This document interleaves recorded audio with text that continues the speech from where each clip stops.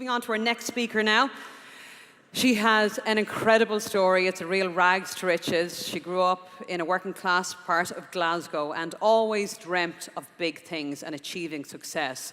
She didn't just dream it, she went on to do it, and now runs a multi-million empire. Now, before we meet the woman herself, take a quick look at this.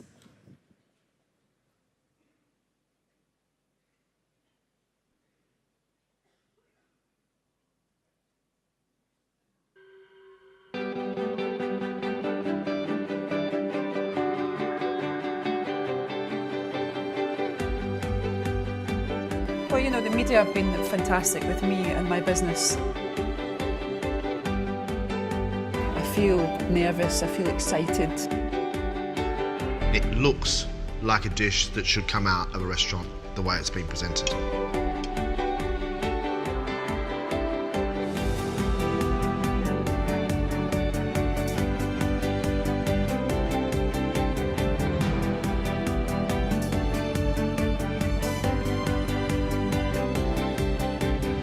Well, you know, I have to be honest and direct. I think that you're being exceptionally selfish. I think that, to be honest, you give businesswomen a very bad name because no businesswoman behaves like that.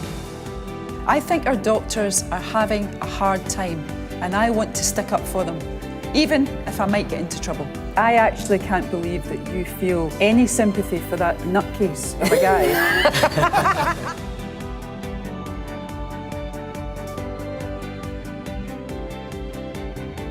I, Michelle, Baroness Mone, do swear by Almighty God, bear true allegiance to Her Majesty Queen Elizabeth. I normally sing this at karaoke, but I thought I would spare your lordship's ears. There we are.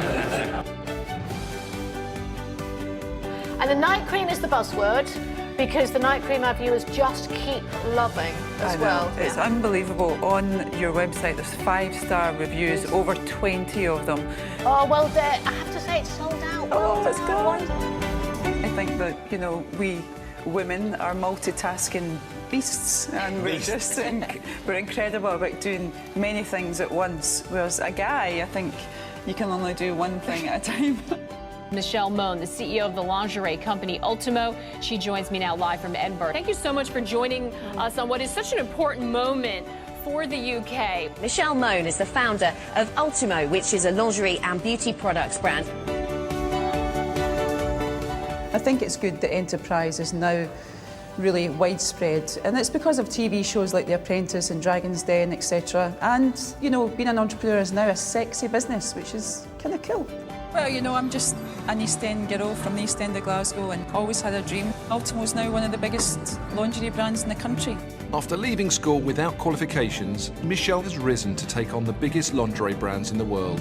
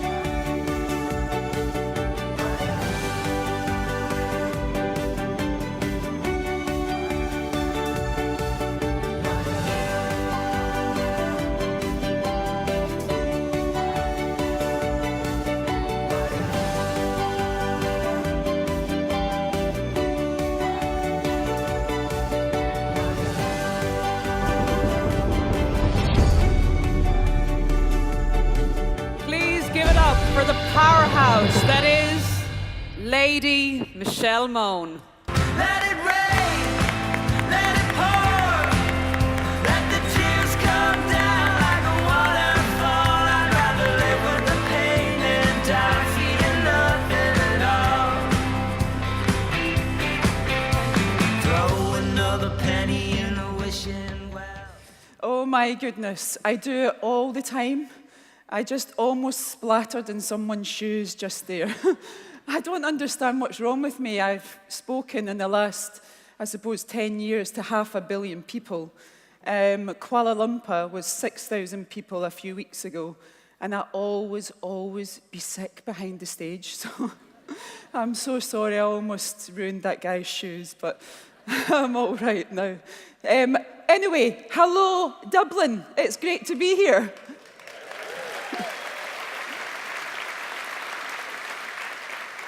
Thank you so much for having me. It's an honour to be here at this massive event. It's super exciting, and I can't wait to see all of you and talk to you after my speech. And I would just like to thank Pendulum as well, because they're giving me a massive fee for being here today. So thank you so much, and that fee is going to breast cancer, so thank you.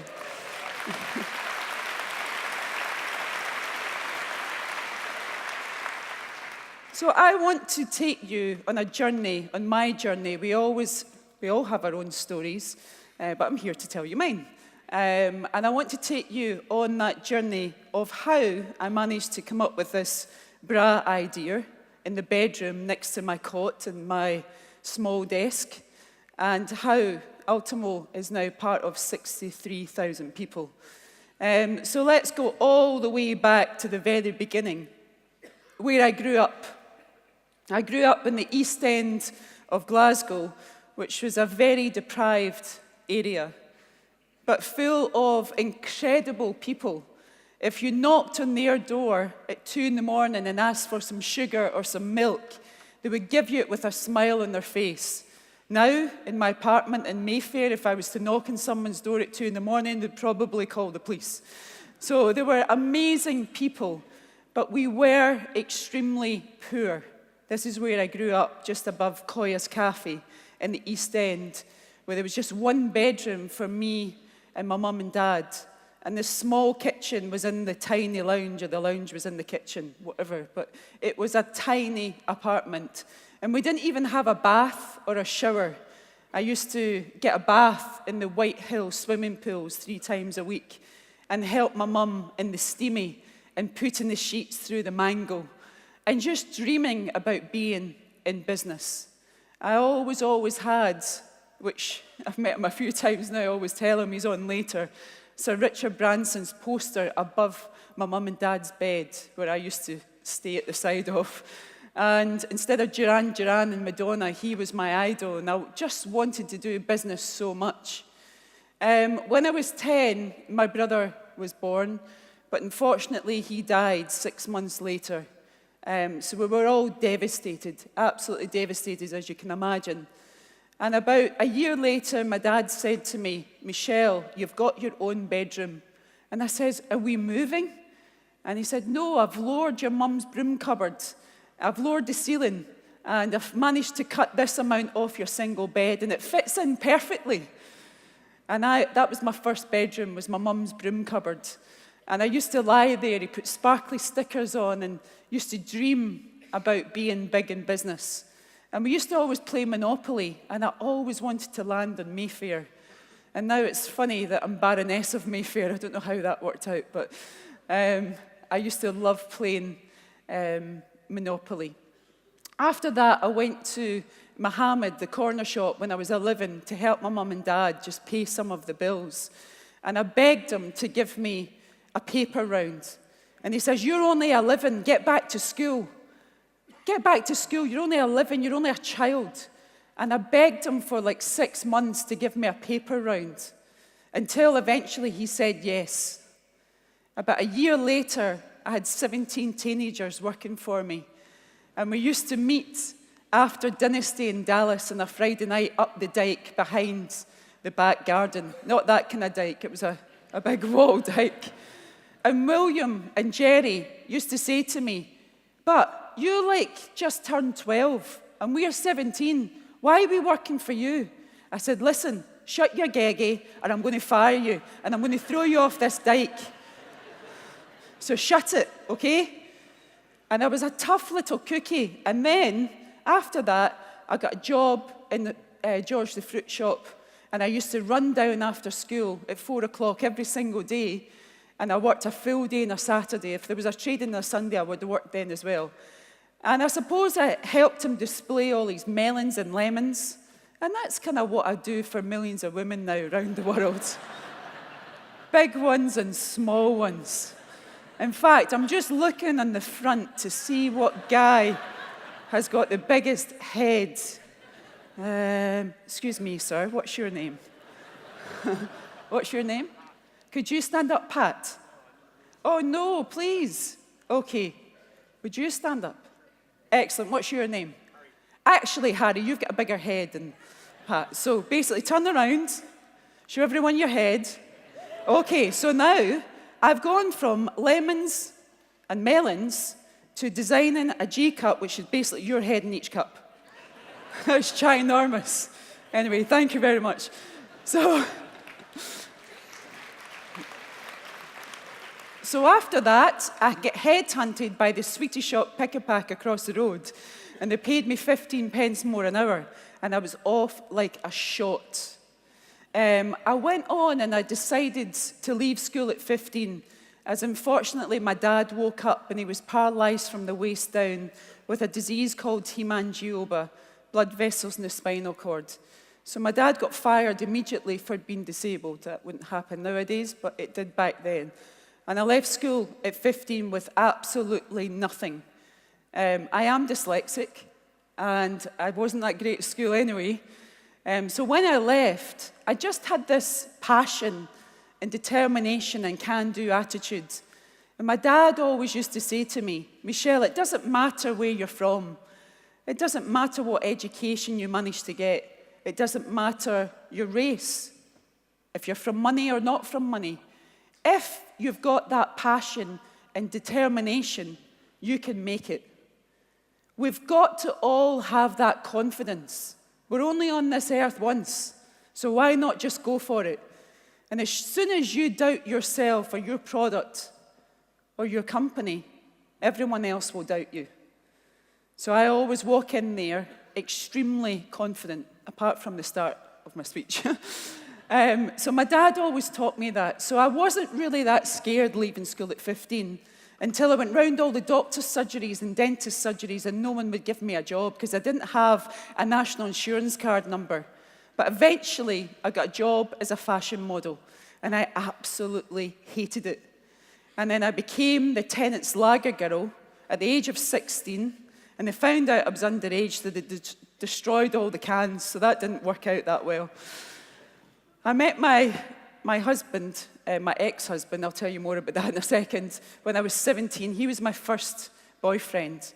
And we got married at 19, and I had Rebecca when I was 19, my first baby. So really young, but not that young when you're from the East End of Glasgow. I was quite old to have a baby then. So after that, I wanted to get a job and a business experience. So I applied for a job with Labatt's, the beer company, as an admin girl, and I managed to get the job. And after that, I always keep a book in my bag, and I write down what I want to achieve every single day. And I scream at myself in the mirror in the morning. And I find that if you don't motivate yourself, then who else is going to motivate you? So I'm an absolute nutcase and a nightmare, but, you know, I love life.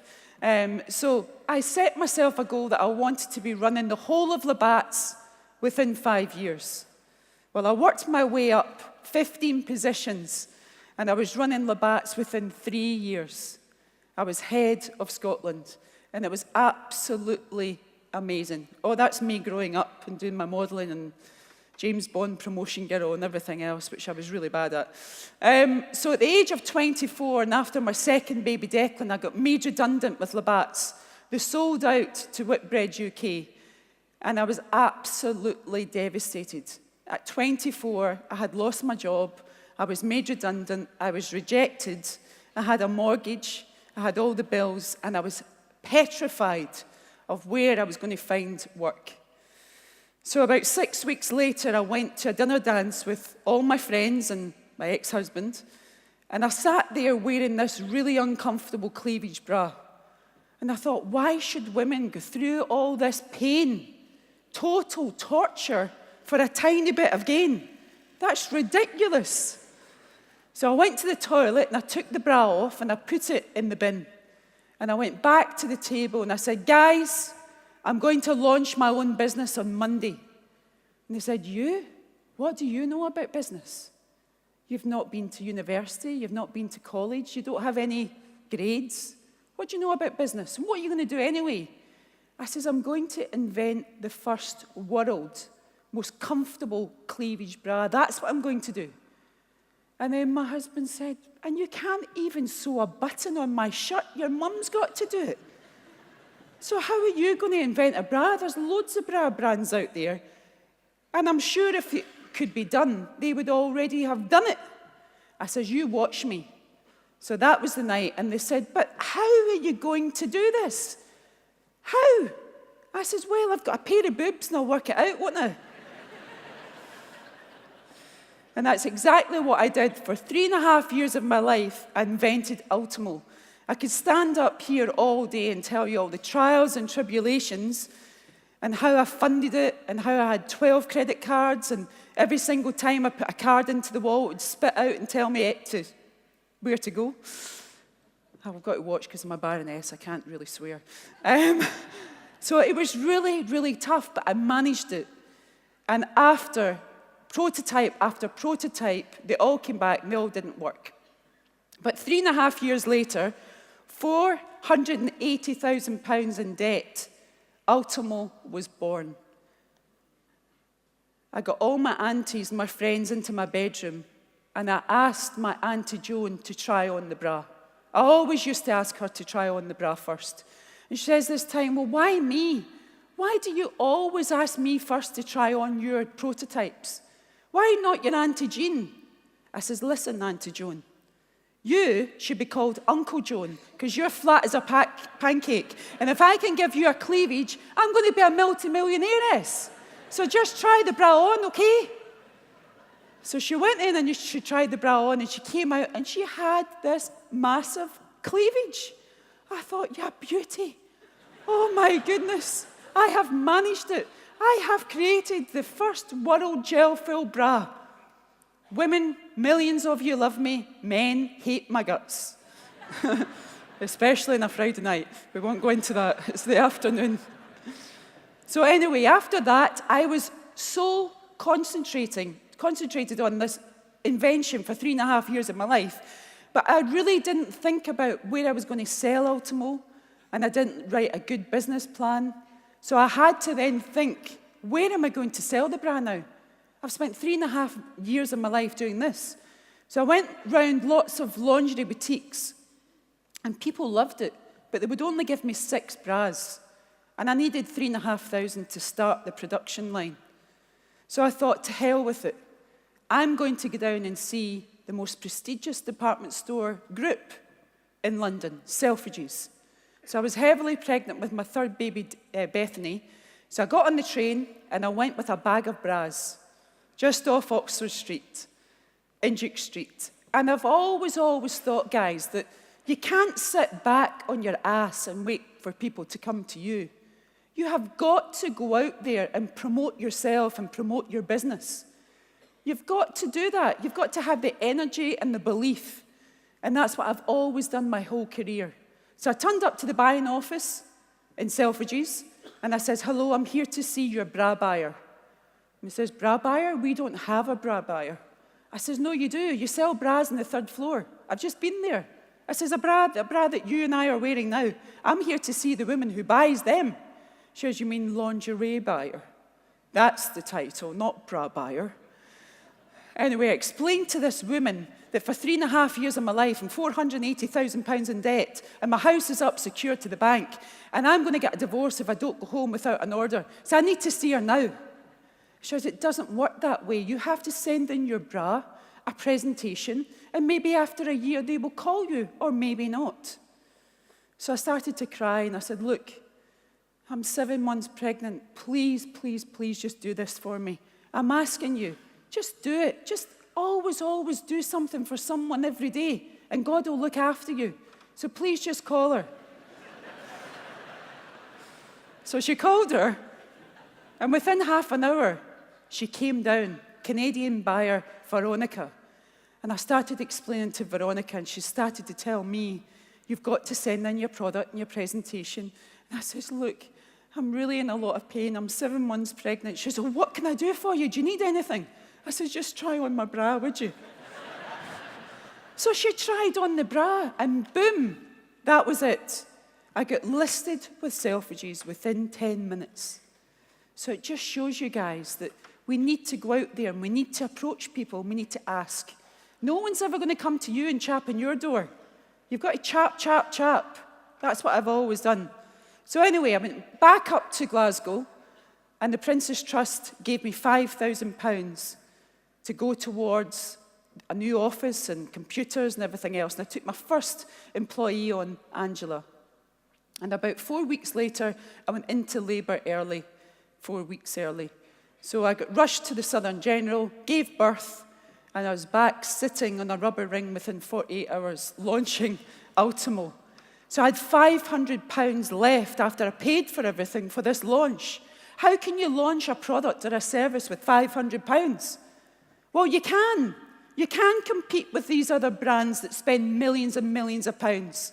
And Wonderbra was spending millions, and I had 500 quid left.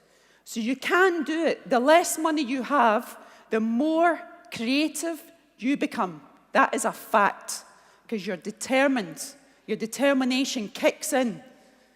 So what did I do with £500?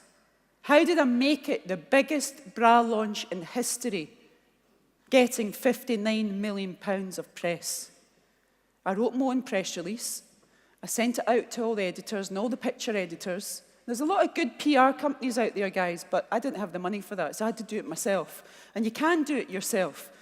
And I said, basically, that this bra launch was taking place on this date and at this time. And I went down to London and I hired 12 actors and I dressed them up as plastic surgeons. And I had them shouting, ban the Ultimo bra. Don't go in there and buy it. It will give you a cleavage and put us out of a job. Don't do it. And I had these actors and they were mental and everyone thought that they were actual plastic surgeons. It was a massive stunt. And I got round all the news desks within half an hour, and I was live on Sky News wearing this lime green shirt. I just had a baby a few days before this, like 4 days before it, and this lime green silk shirt started to soaking wet. Oh, my milk started to come, and it was just disgusting. But I sold out 5 months' stock within 4.5 hours. The biggest bra launch in history.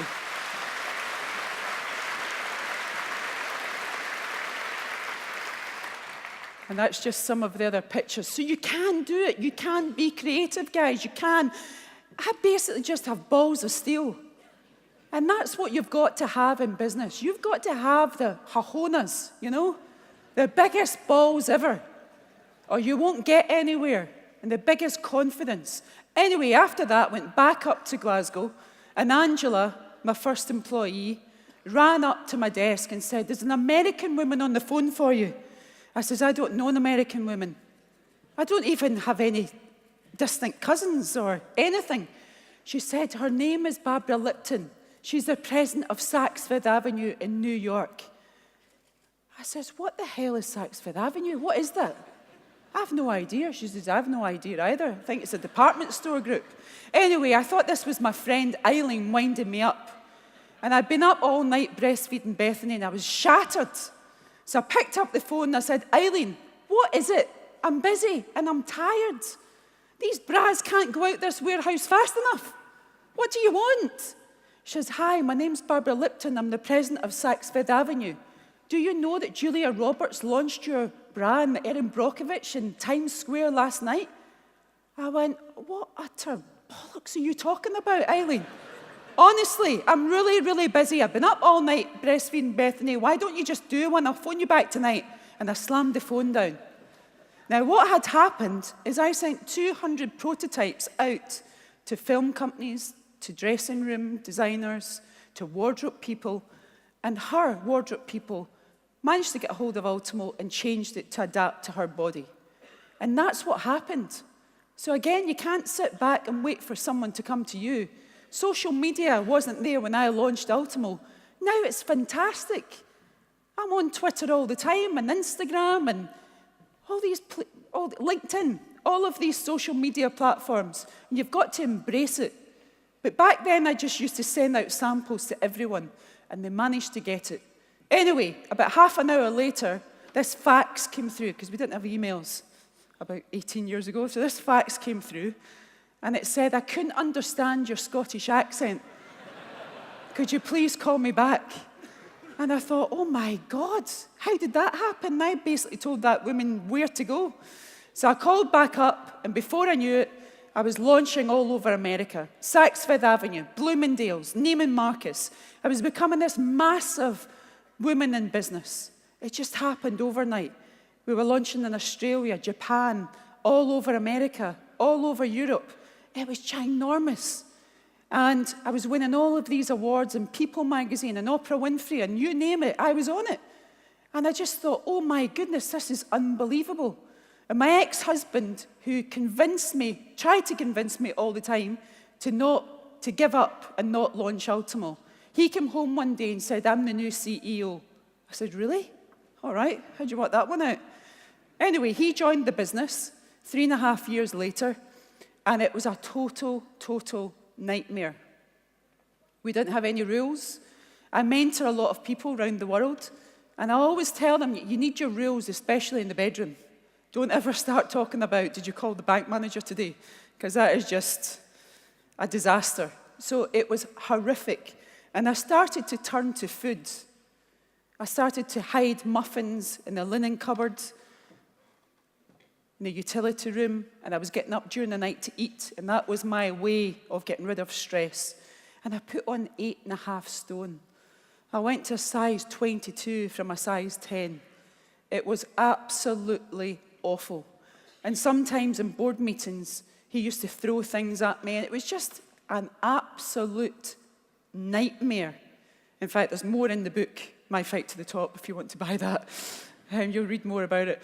And so it was amazing. I was winning all these awards and met my hero as well. We were on a boat in Monaco one weekend and met my hero from him being up above my mum and dad's wall. And winning all these awards from Businesswoman of the Year to Young Entrepreneur of the World in Florida, it was just absolutely amazing.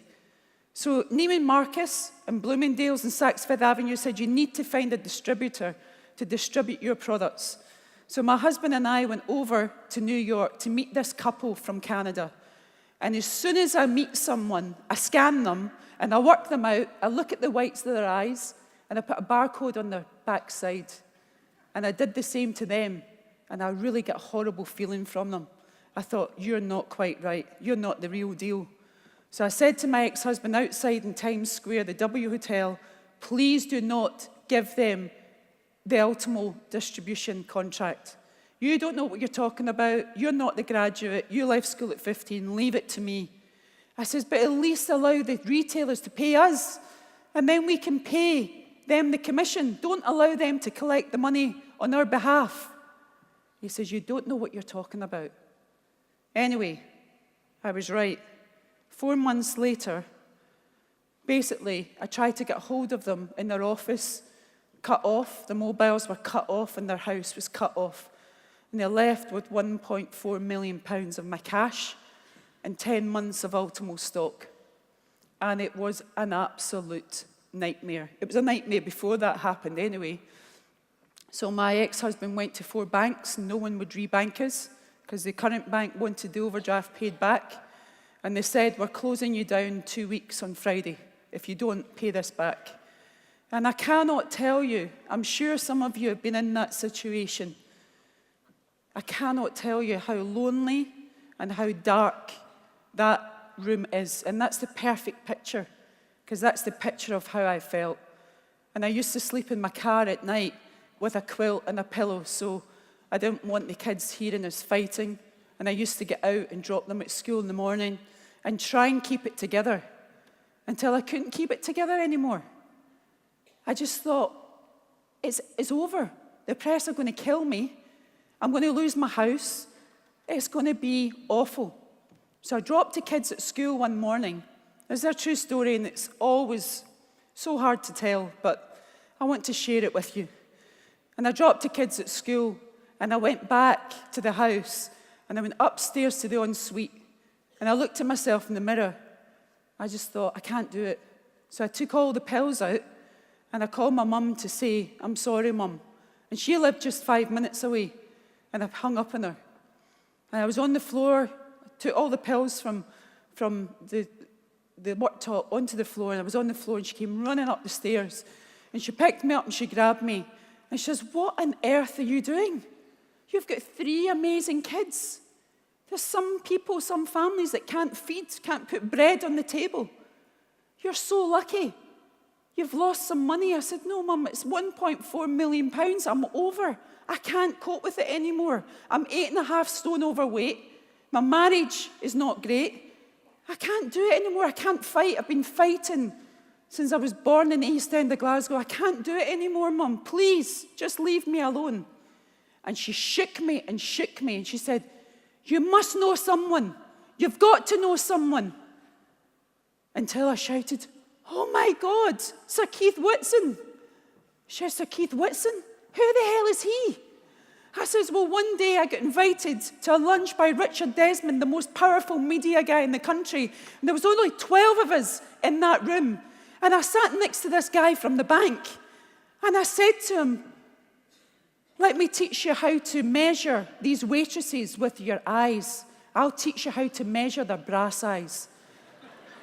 And I taught the guy that for half an hour. And he loved me so much. And he says, here's my personal mobile number. I said, what do you do for the bank? Are you Richard's bank manager? He said, no, my dear. My name is Sir Keith Whitson. I'm chairman of HSBC Global. Call me anytime. And she says, where's his cards? So I found the card and I called him and I was crying down the phone. He said, stop, Michelle. Don't worry. I'll send my team in tomorrow to help you. Anyway, cutting a very long story short, I wish I could tell you the whole story, maybe later in the bar. He sent his team in, and basically they needed 6 weeks to do due diligence. I called my current bank for an extension, and they said no. So on that Friday, everyone was clearing their desks. It was over. Everyone was crying. My husband said, it's over. The company is closing down this afternoon. The current bank we were with drew up outside the office. And I thought, please, God, please just help me. So I called Sir Keith, and he was busy, and he called me back, and I said, please, Sir Keith, you're God of the bank. I will never let you down. Please just do this once for me, would you? I'll talk about HSBC all around the world for the rest of my life. And he says, Michelle, my darling, welcome to HSBC. And that was it.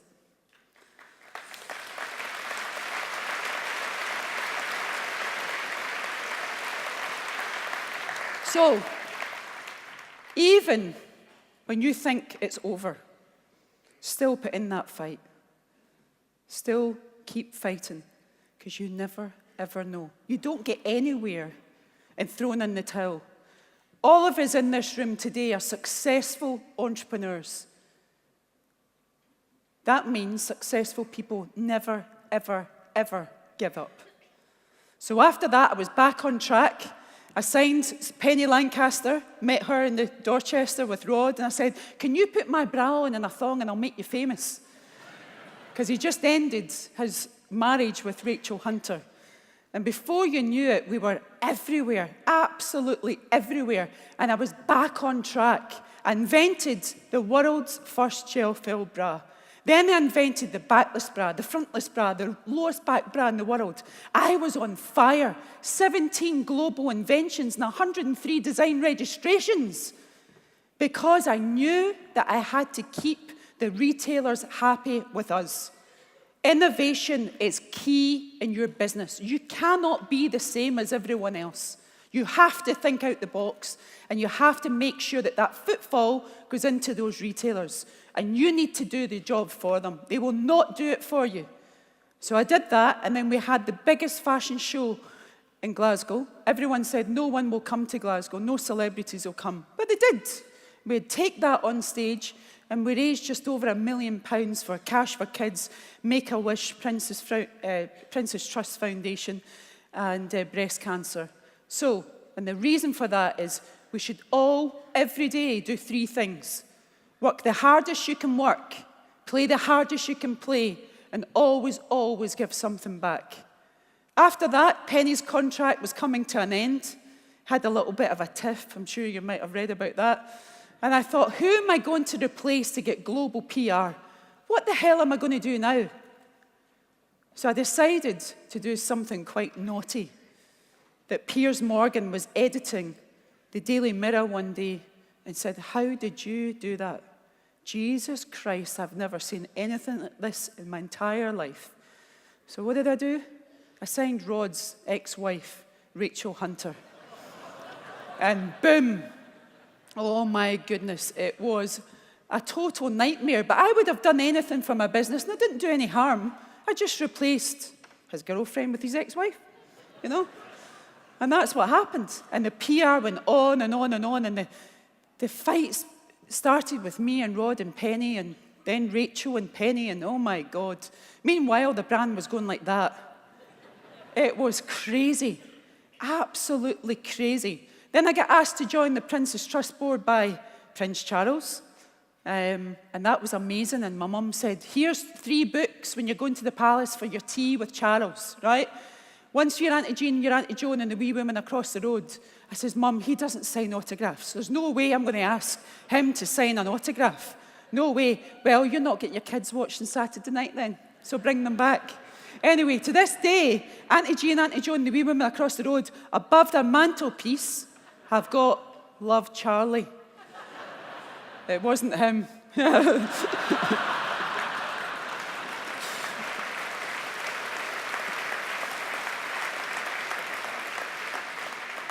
Anyway, after that, we were back on form. We then created 9 lingerie brands. And you can create 9 brands of your company as long as they all have their own DNA, as long as they all have their own brand book. We were in the supermarket, so I signed with Asda, Michelle for George. It was the biggest volume lingerie brand in the country. It was amazing, but it never, ever competed with Ultimo. Then Tesco came along. Every little helps. So I signed for Bra Queen with Tesco. Then I signed for Debenhams, Adore Moi, and every brand was different. We had just about every single supermodel on the planet begging us to work with us. I used to beg them, now they were begging me. And even Dunnes Stores, Margaret Heffernan, who's a good friend of mine, an amazing woman, I look up to her so much. She signed me for Dunnes Stores. And we pre-sold 1 million bras before the launch of the One Bra. And we were back on fire. We had the Spice Girls, we had Girls Aloud, we had supermodels coming out of our you-know-where. It was amazing. I could even tell you some stories about some of them. Let's not talk about Naomi Campbell for the moment. We'll talk about that tonight as well. And after that, it just got bigger. We did New York Fashion Week, and everything was just unbelievable. Over 10 years, I created 1 billion of free PR. And you guys can do that too. It's easy when you know how. After that, all the stores were opening up. And Rachel Hunter said to me one day, what's wrong with you, Michelle, on the beach in Miami, doing a shoot? I said, I'm the same age as you, Rachel. Look at the size of me. I'm 8.5 stone overweight. I'm a size 22. I'm a young woman like you. And she says, Michelle, you're an amazing businesswoman. Why can't you treat your body like a business? You give your kids KPIs. Give your body KPIs. I did. You know, the kids don't put the walnut hangers in with the pine wardrobe and all that. Anyway, so it was like turning on a light switch. And I started walking and I started running. And before I knew it, I'd lost 8.5 stone. But she said to me, when you lose the weight, Michelle, you have to promise to do a lingerie shoot, your own lingerie shoot. I said, I can't do that. I can't wear one of my own bras. I'm always behind the camera, not in front. She says, you've got to do that to inspire women around the world that they can do it too. So I did. I'll only show you this very quickly. But these 4 pictures went round the world. And my ex-husband said, you do that shoot and I'll pack your bags. And I did the shoot. So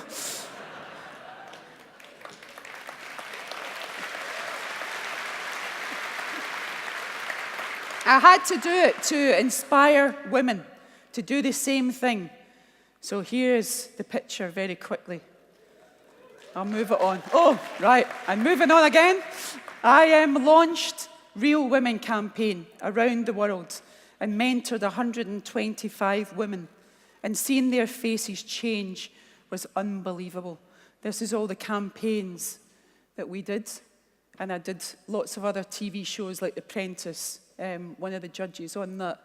And I met Bill Clinton, and there was 80 of us in a room in St. Petersburg. One of my billionaire pals took us there to raise money for Children First, 15 million it raised in one night. And I got so drunk at midnight, I just fancied the man so much. So I went up to his table at midnight. My ex-husband said, sit down, don't you dare. So I ran up to the table. And I says, oh, Mr. President, I just want to say something to you. And I really have to take this moment and tell you, or I'll regret it for all my life. He said, yes. I just want to be Monica, just for one night. And then everyone stared at me, and I went, oh my God, I'm so sorry, I meant Hillary.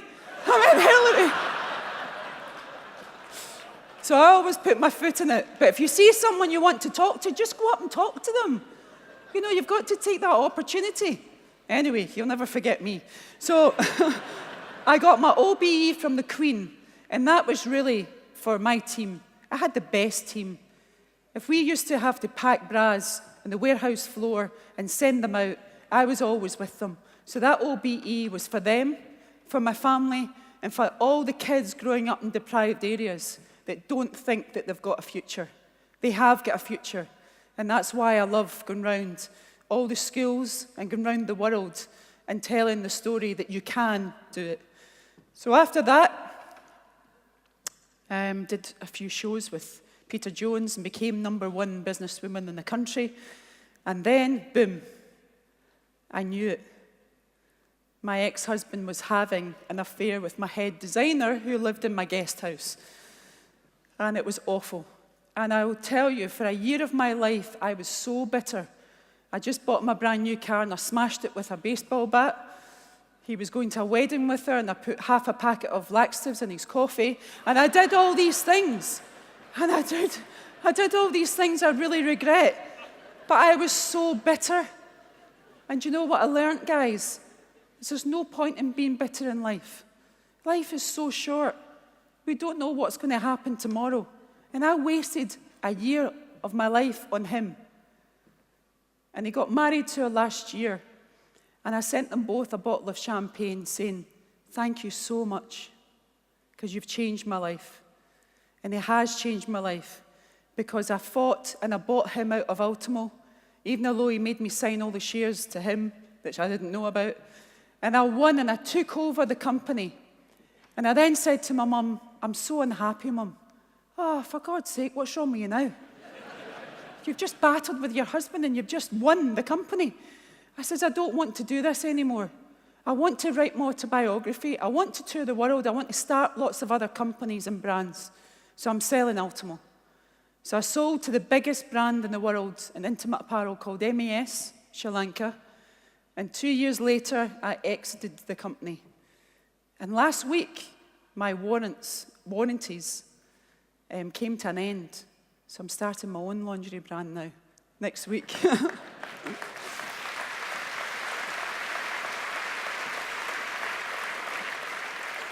So after that, I wrote my autobiography called My Fight to the Top. And I wanted to tell as much as I could in that, and it went to #1. I became British Airways ambassador, and I wore this swimsuit on the runway because the ex-designer designed it, so I thought, why not? I became the brand of Bentley, and I became the business startup czar for the country when I helped the Prime Minister with the referendum. And then after that, I got a phone call saying the Queen and I would love you to become a Baroness, Baroness of Mayfair. I could not believe it. I said, you joking? Me? I can't become a Baroness for life. I left school at 15. And they said, we need people like you. So yeah, I was so far out of my comfort zone. And I think we all have to push ourselves out of our comfort zone every single day. And I've been there now for 2 years. And I stand up for women and start up businesses. And I'm looking forward to doing that job for the rest of my life. But watching and playing Monopoly with my mum and dad and how I always wanted to land on Mayfair. And then that's what I became. It was quite a moment. After that, became HSBC's global businesswoman. I wonder how that happened. Love that bank, love them. If they put up the charges anymore, no way I'm going to be with them for much longer. And I involved in tech companies. I invested in WeShop, which is amazing. You can start up your own business within 5 minutes and share things. It's a bit like Pinterest, and start up your own business and get commission in your bank every single month. So I invested in that. And then I started Mone Interiors a few months ago, and we're doing all these amazing houses around the world. What else have I been up to? I'm building 2 towers with my new guy in Dubai, and I've fallen in love. He's amazing. My partner's Doug Barrowman, and he's one of the most successful business guys around the world. I never ever thought I would fall in love with a business guy, but there you go. We're building 2 towers and a shopping mall in Dubai, £250 million, £250 million, sorry. And that's very exciting. And I'm launching Connect to Michelle Mone, which is basically an app that will launch in 4 weeks' time. So you can check out my website for more details, michellemone.com, and it will bring entrepreneurs and even people that want to gain confidence and mentor them, and weekly videos, and it will be an app launching in about 4 weeks' time. So, guys, how did I get here today from the East End of Glasgow, having absolutely nothing? My life was over, really, if you look at it on paper, before it started, into now touring the world and doing many, many businesses. 9 businesses we've started in the last year. And the lingerie business and Connect to Michelle will come soon. How did I manage to get here? Well, as I said through my speech, you need balls of steel. We all have our knocks. And those knocks throw us on the floor and make us feel so hurt inside that if we don't dust ourselves down and get up, we will never, ever, ever be able to fly higher and never keep growing as human beings. And I never, ever take no for an answer. And I can't wait for the future and to mentor and help as many people as I can. I look forward to talking to all of you later. Thank you so much for listening to me.